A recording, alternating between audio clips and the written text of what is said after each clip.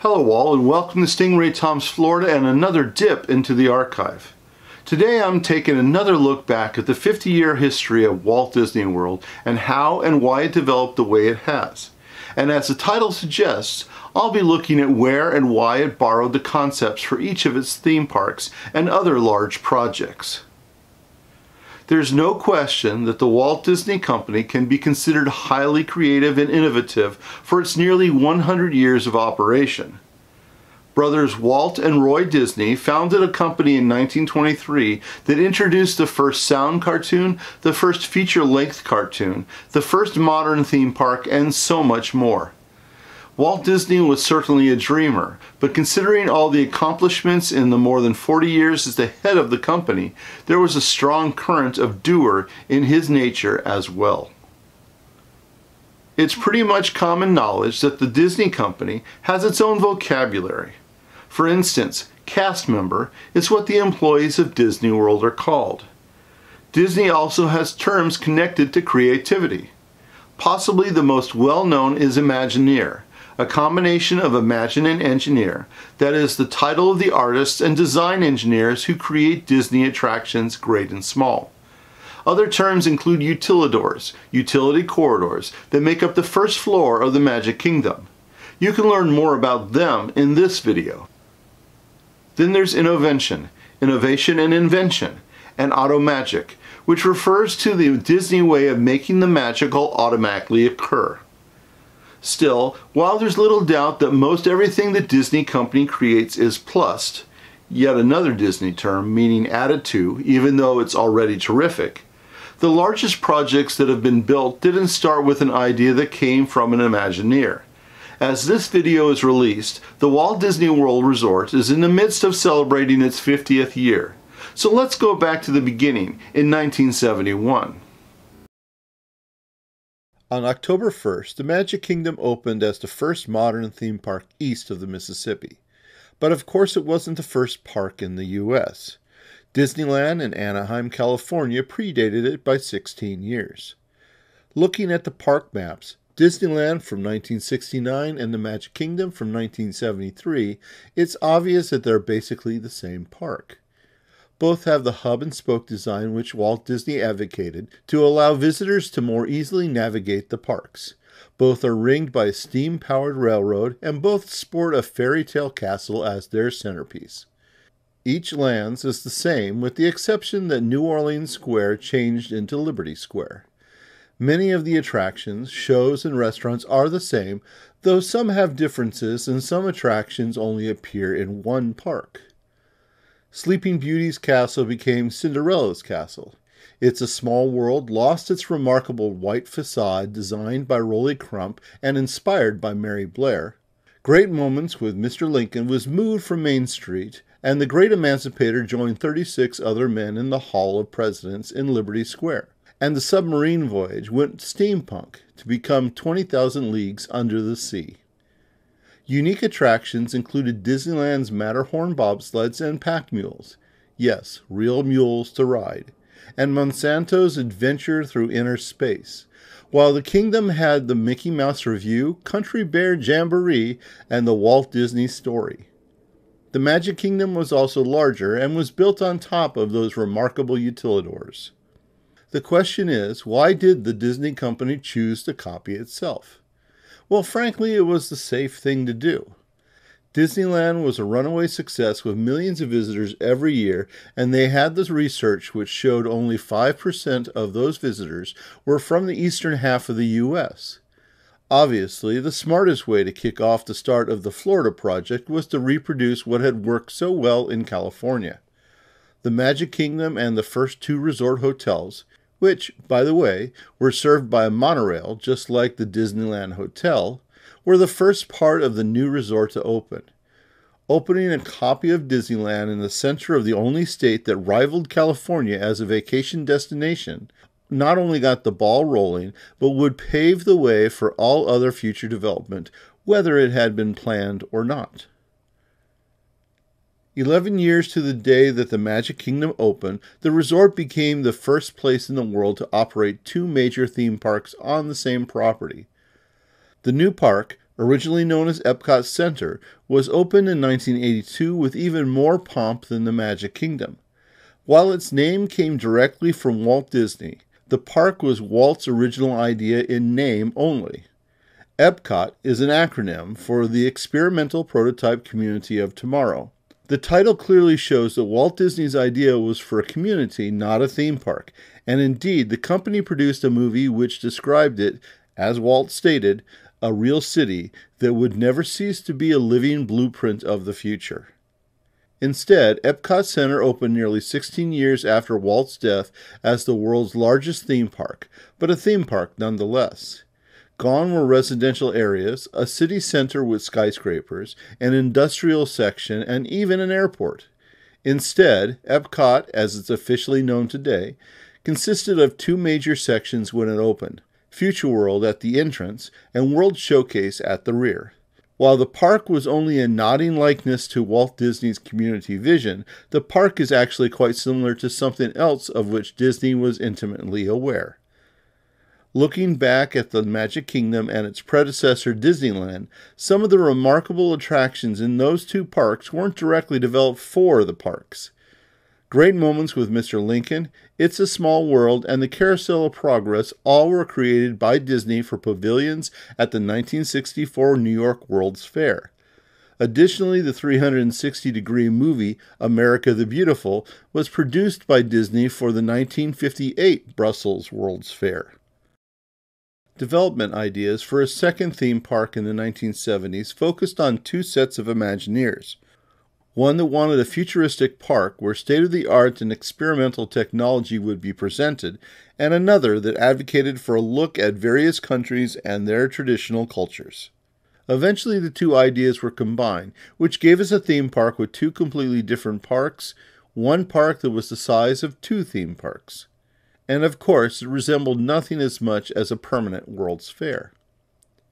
This could also be considered a safe move for Disney. Expanding was a good financial idea, and the concept of a World's Fair-style theme park held many advantages. World's Fairs were successful, not only in the U.S., but worldwide, and Disney World was becoming an international travel destination. Plus, the company embraced yet another of Walt Disney's innovations, getting other companies to pay for attractions in the parks. Get an oil corporation to sponsor the Universe of Energy. Get a camera and film manufacturer to pay for a pavilion on Imagination. Even World Showcase would get sponsors from the different countries, much like they did in World's Fairs. Considering the ever-increasing cost to build a World's Fair, it's probably not surprising that Expo 67, held in Montreal in 1967, was one of the last major World's Fairs with huge international participation, attendance, and financial success. Building all the temporary structures for only a few months' use was becoming a burden few countries wanted to take on, especially at the grand scale of the 1960s versions. While Epcot Center cost about $1 billion to create, it would be permanent. And while it struggled early on, having opened in the midst of a serious recession, it would become a highly successful theme park. By the way, check out this video for Florida's history at several World's Fairs. It covers Disney's involvement in them too. Even though Epcot struggled at first, it soon began to rival the Magic Kingdom in annual attendance, and it didn't take long before another theme park was imagined at the resort. This third park came in the midst of a building boom on Disney property. New management, including CEO Michael Eisner, felt that more development would mean more visitors and greater profit. The year 1989, just 7 years after Epcot's opening, saw additional resorts being built and 3 major attractions would be completed. Not surprisingly, the biggest is that third park. Today known as Disney's Hollywood Studios, it opened as the Disney MGM Studios. The park opened on May 1st, not October 1st like the two previous parks. This was likely done as a reflection of the changing nature of vacations to Disney World. In the 1970s, the winter season was considered more important, mostly because of the snowbird effect. But by the late 1980s, summer family vacations to Florida had become common, regardless of Florida's brutal heat and humidity. Late spring openings have now become the norm for Florida attractions. Disney MGM Studios was designed to be a working movie and television production studio, as well as a theme park. The park included a Hollywood-style backlot for filming, as well as an animation studio. Many of the areas in the park were also capable of being used as locations for movies and TV shows. The theme park's theme was a working movie studio, but surprise, surprise, that wasn't new. Over the years, more than one Los Angeles area studio had opened its massive gates to the public for tours. Even Disney's Burbank Studios offered them.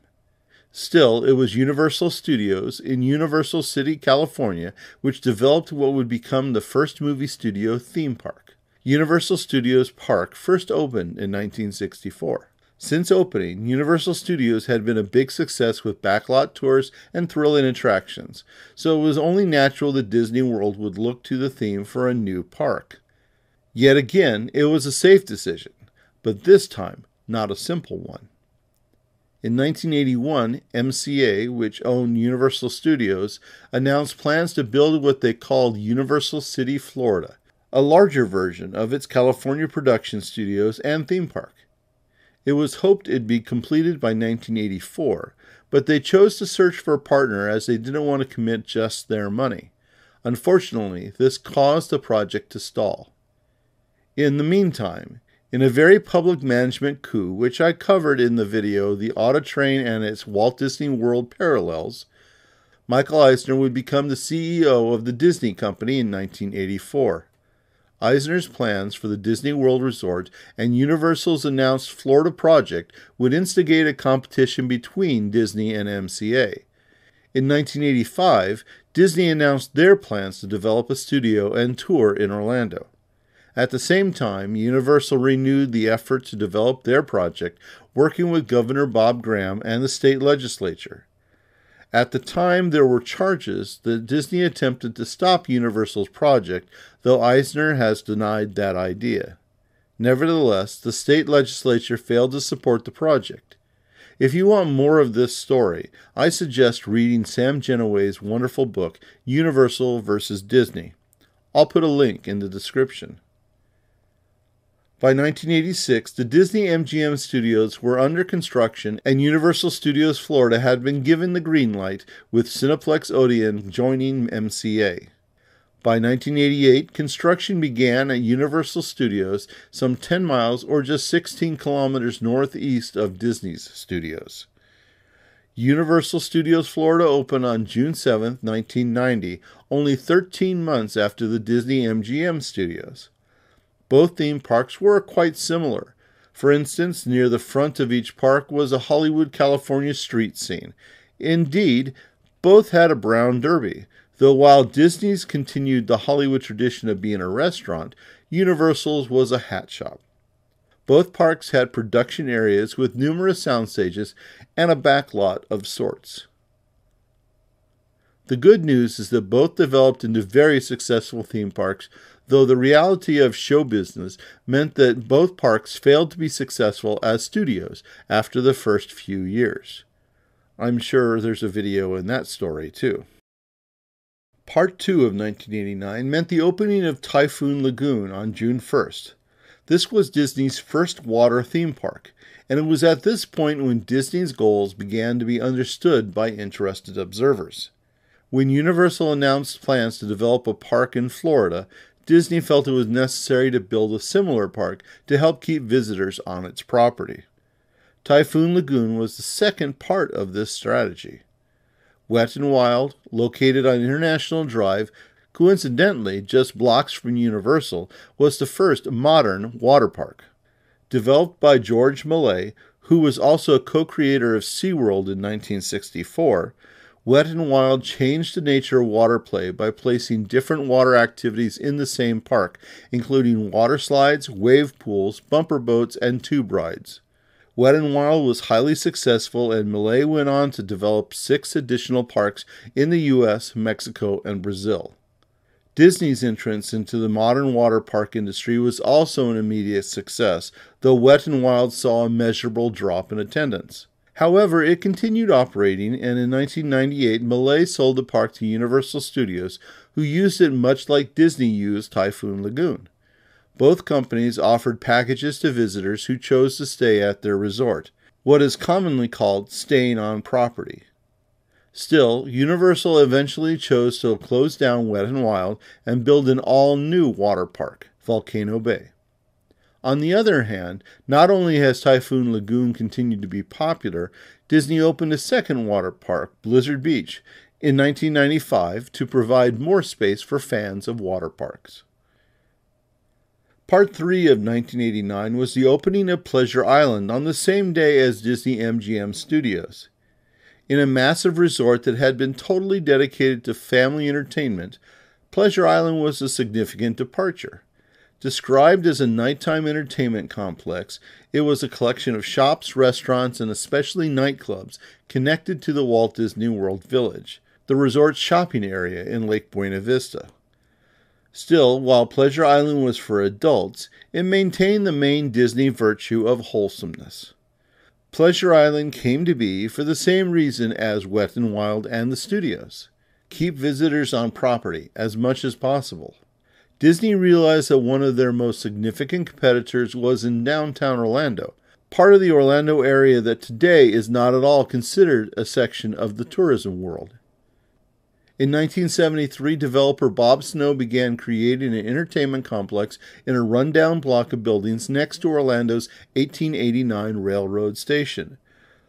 Located on Church Street in downtown Orlando, the complex named Church Street Station would become a collection of interesting nightclubs, restaurants, and shops. The overall theme of the complex was America in the first 2 decades of the 20th century, and it was one of the first entertainment complexes of its kind. Through regular promotions, including daily skywriting messages over Disney property, Church Street Station became popular with tourists, even though it was 20 miles or 32 kilometers away from the resort. Disney developed its own nighttime entertainment complex with a similar theme. Pleasure Island was to represent America in the 1920s and 30s. The story goes that it was developed by the fictional pleasure seeker Meriwether Pleasure, who was later lost at sea, while his business on the island was destroyed by a hurricane. The story became full circle when Disney rediscovered the island and turned it into a nightclub district in Pleasure's honor. Much like Wet n Wild, Church Street Station would see its popularity wane and its profits evaporate. Church Street Station as an entertainment complex ceased to exist less than a decade after Pleasure Island opened. Pleasure Island continued on, but the nightclubs closed in 2008 as new plans for the area were developed. Today, the area is part of Disney Springs, which still offers more adult-type entertainment until the wee small hours of the morning. By the way, do you remember Disney's movie Pinocchio? Pinocchio, the puppet, is persuaded by Honest John and Gideon to go to a wonderful place where boys could smoke, drink, and gamble. These activities eventually changed the boys into donkeys, who were then forced to work in the salt mines. While the original story, by Carlo Collodi, called the place the Land of Toys, Disney depicted it as a large amusement park and named it Pleasure Island. Disney World's 4th theme park was Disney's Animal Kingdom. Open on April 22nd, Earth Day, in 1998, it would add yet another unique attraction to what had become the world's most popular resort. Animal Kingdom was a major departure for Disney. The park is partly a typical theme park with rides, shows, restaurants, and shops, but it's also a large zoo with hundreds of animals of all sorts. People who haven't worked with animals often don't have a firm grasp on what that means. While Disney has had live animals in its parks since the early days of Disneyland, the number had always been limited, and much of the time they were either domesticated, such as the pack mules, or small enough to more easily manage. But a fully fledged zoo requires a level of commitment that Disney didn't understand when Animal Kingdom began to develop. There's nothing new about zoos, of course, though developing a theme park with a zoo as its theme was. Not that Disney came up with the concept. That needs to be credited to Anheuser-Busch at its brewery in Tampa. Opening on June 1, 1959, the facility developed rather organically, beginning with botanical gardens, bird shows, and a brewery tour. In 1965, the park opened the initial part of its Serengeti Plain, the first place in the U.S. where animals were kept in a free-roaming environment. By 1973, Busch Gardens began transforming into an amusement park with the addition of thrill rides.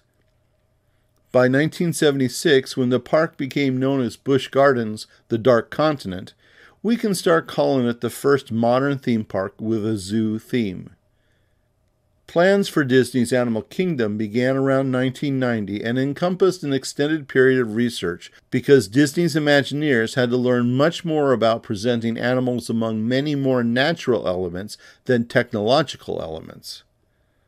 Disney announced plans for the park in 1995 and construction began soon after.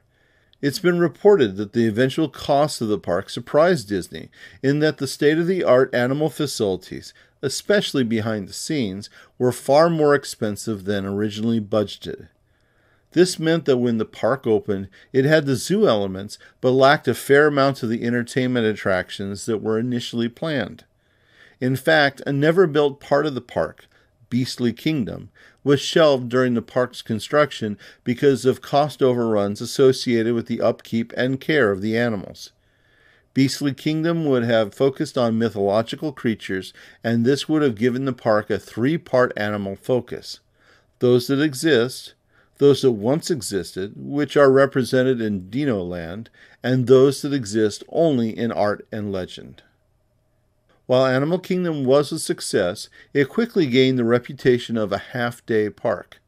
This was primarily because of the limited non-zoo attractions, and the simple fact that after dark, most animals go to bed. Disney eventually expanded the park, first adding the roller coaster Expedition Everest in 2006, and then the new land, Pandora, the World of Avatar, which replaced Camp Mini Mickey in 2017.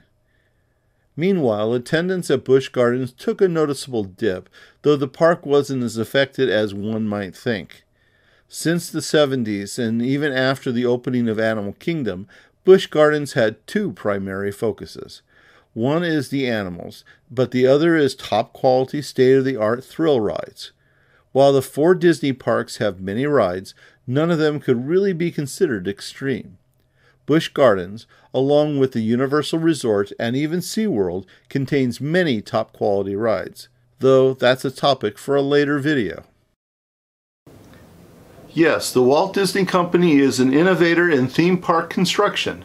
There's no question that many of its park designs, attraction designs, and storytelling ethos are creative, unique, and groundbreaking. But when it comes to the larger picture, Walt Disney World contains a great deal of ideas that were directly borrowed from other innovators. This is not a knock on Disney. It's an unavoidable result of the sheer volume of attractions and experiences that are contained in Disney World. To quote Mason Cooley, "Art begins in imitation and ends in innovation." Thank you for watching another of my videos. If you enjoyed it, hit the like button and subscribe to the channel to learn more about Florida's tourism history. Stingray Tom's Florida, traveling through time around the Sunshine State.